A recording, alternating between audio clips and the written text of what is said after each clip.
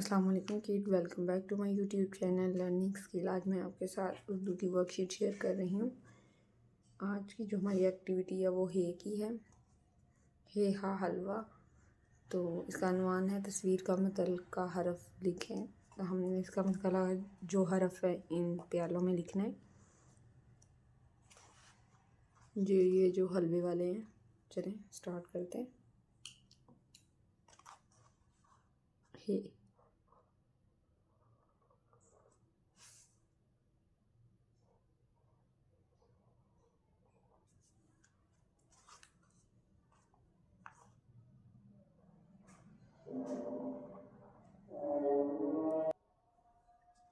Next हमारा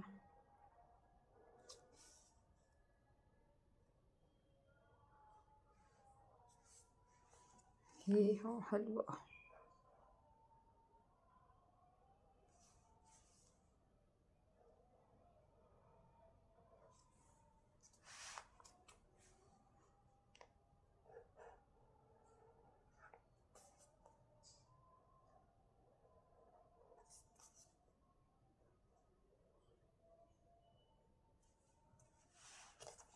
ये थी आज की हमारी वर्कशीट।